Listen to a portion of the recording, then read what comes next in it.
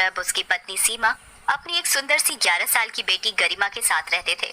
गरिमा दिखने में बहुत सुंदर थी। वो बिल्कुल दूध जैसी गोरी और काले बादल जैसे लंबे लंबे बाल थे और वो दिल की बहुत साफ थी। सबसे बहुत अच्छे से बात करती थी, अपने माँ बाबा से बहुत प्यार करती थी। सारे मोहल्ले वाले गरिमा की तारीफ करते रहते थे। एक दिन गरिमा अपने बाबा से जिद करने लगी, बाबा बाबा मुझे कहीं बाहर लेकर चलो ना, मुझे कहीं बाहर घूमने जाना है। अच्छा, तो मेरी प्यारी सी बेटी को बाहर घूमने जाना है। अच्छा बताओ, कहाँ जाना है? हाँ बाबा, मुझे कहीं बर्फ वाली जगह लेकर चलो, गर्मी का मौसम भी है, वहाँ जाएंगे तो मजा आ जाएगा। तभी पीछे से गरिमा की माँ सीमा आ जाती है। अच्छा, अगर ठंडी जगह जाओगी तो बीमार नहीं हो जाओगी? अरे माँ, फिर हम कहाँ जाएं घूमने? अरे बेटी, उदास मत हो। अब मेरी प्यारी बेटी ने जिद करी है तो कहीं बाहर तो घूमने जाएंगे। एक काम करते हैं, गरिमा की नानी के घर चलते हैं।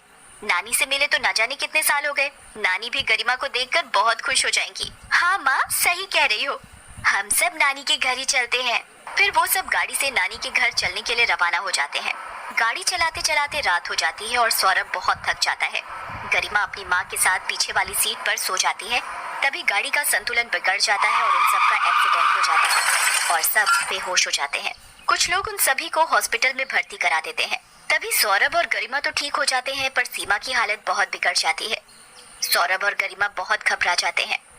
बाबा बाबा, मुझे बहुत डर लग रहा है, माँ ठीक तो हो जाएगी ना? हाँ बेटा, तुम चिंता मत करो, तुम्हारी माँ ठीक हो जाएगी। तभी डॉक्टर आता है। सौरभ भाई साहब, जरा आना हमारे साथ। सौरभ गरिमा को वेटिंग रूम में बिठाकर डॉक्टर के साथ अकेले में बात करने चला जाता है। माफ कीजिएगा सौरभ भाई साहब, हम आपकी पत्नी को बचा नहीं सके।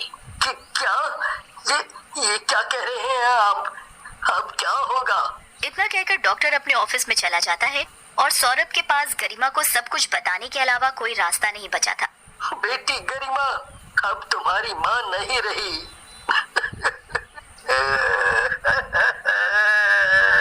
इतना सुनकर ही गरिमा अपने बाबा के गले लग जाती है और बहुत रोती है। फिर सौरभ और गरिमा सीमा का अंतिम संस्कार करके नानी के घर चले जाते हैं।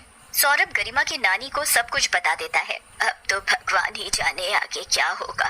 एक तो 11 साल की बेटी, ना जाने अब कौन संभालेगा इसे। हाँ सासू माँ, मुझे भी अपनी कोई फिक्र नहीं। मुझे तो बस गरिमा की चिंता खाए जा रही है।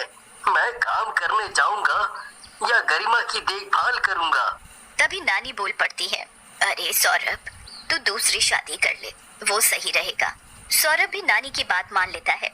आखिर इसके अलावा और कोई रास्ता भी तो नहीं था। फिर सौरभ के लिए एक विधवा औरत माधवी का रिश्ता आता है। उसकी एक बेटी भी होती है, वैशाली। वैशाली 15 साल की थी। जब रिश्ता मिलवाने के लिए सौरभ और माधवी घर बुलाते हैं तो गरिमा को पहली नजर में देखकर ही माधवी के मन में उसके लिए ममता भर जाती है। पर जब वैशाली गरिमा को देखती है तो वो उससे जलने लगती है, क्योंकि वो उससे बहुत सुंदर थी। सौरभ और माधवी का रिश्ता पक्का हो जाता है और फिर माधवी वैशाली को लेकर सौरभ के घर चली जाती है।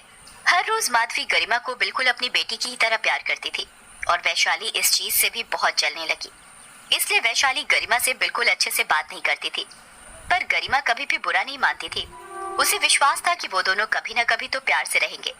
जब गरिमा और वैशाली दोनों मिलकर स्कूल जाते थे तब भी सारे बच्चे उन दोनों की बराबरी करने लगते कि गरिमा तो वैशाली से ज्यादा सुंदर है, ये तो उसकी बहन लगती ही नहीं। ये बातें सुनकर वैशाली बहुत गुस्से में आ जाती है। ये मेरी बदकिस्मती है जो मुझे तुम जैसी बहन मिली। गरिमा बहुत उदास हो जाती है और ये बात किसी को नहीं बताती। एक दिन वैशाली जब गरिमा को सोता हुआ देखती है तो वो कैंची लेकर गरिमा के पास जाती है और उसके सारे बाल काट देती है। जब गरिमा उठती है तो देखती है कि उसके सारे कटे हुए बाल बिखरे हुए होते हैं। मेरे बाल, ये कैसे हुआ? मैंने काटे तेरे बाल। बड़ा घमंड था ना तुझे अपने बालों पर, ले अब तेरा घमंड चूर चूर हो गया। पीछे से माधवी सब सुन लेती है और वैशाली को बहुत डांटती है, पर इस बात का गरिमा को बिल्कुल भी बुरा नहीं लगता। माँ, आप दीदी को कुछ मत कहिए, ये बाल ही तो थे, फिर आ जाएंगे। देख अपनी बहन को, तुझसे छोटी है पर तुझसे कितनी ज्यादा समझदार है, कुछ सीख अपनी बहन से। ये बात सुनकर वैशाली को गरिमा से और नफरत होने लगती है। एक रात को वैशाली को गरिमा के ऊपर इतना गुस्सा आता है कि वो उसे जान से मारने की योजना बना लेती है। अगली सुबह, गरिमा गरिमा जल्दी मेरे पास आ, मुझे तुम्हें कुछ दिखाना है। क्या हुआ दीदी, क्या दिखाना है तुम्हें? अरे जल्दी चलो, मैंने वहाँ पहाड़ी के पास बड़ा सुंदर इंद्रधनुष बनता हुआ देखा। अच्छा दीदी रुको, मैं आती हूँ। वैशाली गरिमा को पहाड़ के पास ले जाती है। दीदी बताओ ना, कहाँ है वो इंद्रधनुष? वैशाली चुपके से गरिमा को धक्का मारकर पहाड़ी से नीचे गिरा देती है। वैशाली घर जाकर चिल्लाते चिल्लाते माधवी को पुकारती है। माँ माँ, वो क्या, वो बोलना क्या हुआ? माँ वो गरिमा पहाड़ी से गिर गई। क्या? ये क्या कह रही है? गरिमा पहाड़ी से कैसे गिरी बता? माँ वो गरिमा खेलते खेलते पहाड़ी से गिर गई।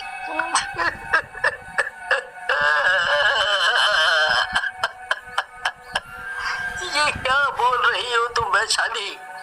मेरी बच्ची, मेरी बच्ची! सौरभ पहाड़ी की ओर भागता है और वहाँ जोर जोर से गरिमा गरिमा चिल्लाने लगता है और बहुत रोता है। तभी गरिमा मरने के बाद भूतनी बनकर छिपकर ये सब देख रही होती है और बाबा को रोते हुए देखकर वो भी रो जाती है। पर गरिमा अभी भी वैशाली से अपनी बहन जैसा प्यार करती है। वो जानती है कि ये सब वैशाली की जलन की वजह से हुआ है। वहाँ दूसरी ओर वैशाली सबको रोते हुए तो दिखाती है, पर अंदर से वो बहुत खुश होती है। अरे वाह, अब तो वो गरिमा भी मर गई, अब तो मैं बहुत खुश हूँ। जब वैशाली स्कूल जा रही होती है तब उसके सारे दोस्त उसके पास आते हैं। अरे वैशाली रुको तो सही। हाँ बोलो ना वैभव, क्या बात है? वैभव के पास और भी दोस्त खड़े होते हैं। अरे वैशाली, मुझे पता चला कि तुम्हारी बहन पहाड़ी से गिरकर मर गई। मुझे सच में बहुत बुरा लग रहा है। हाँ वैशाली, गरिमा तो सच में बहुत याद आती है। पता है लंच टाइम में वो हमें कितना हंसाती थी, उसके साथ में सच में बहुत अच्छा लगता था। हाँ अब हम सब कर भी क्या सकते हैं, वो वापस तो नहीं आ सकती। वैशाली और उसके दोस्तों की सारी बातें गरिमा की आत्मा चुपचाप देख रही होती है और उसे अपने दोस्तों के लिए बहुत बुरा लगता है। फिर वैशाली वहाँ से चली जाती है। वैशाली को अपने दोस्तों की बात सुनकर थोड़ा बुरा लगता है। उसे गरिमा की कमी थोड़ी खलने लगती है।